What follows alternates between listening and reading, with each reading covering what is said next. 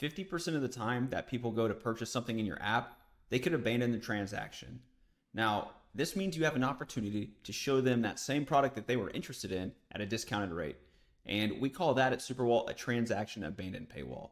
I'm going to show you how to set one up right now, and it's very, very easy. I'll create a new campaign just for this. Call it transaction abandoned. And then we can add a placement for this.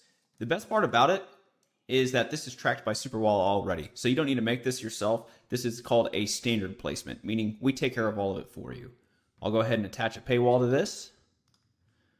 I've got a discounted one just for this purpose. And that's it. I should be good to go now. So here's my demo app, Caffeine Pal. I'm not subscribed to it. So when I take a pro action, I'll see a paywall. There it is. This is our standard paywall. So let's imagine I go through, I want to buy this, but then I change my mind and I press this X. Well, now I'll get the transaction abandoned paywall. And now I'm seeing that same exact product offering I had earlier, but it's 50% off. Of course, you can control the discount. It's totally up to you. But now you've got a great opportunity to capture that revenue back since the user already showed strong intent.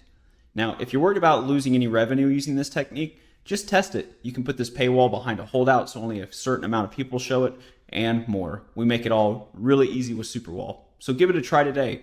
As you saw, there's nothing you have to do in your app. If you've got the Superwall SDK installed, this will just all work without an app update. Thanks for watching.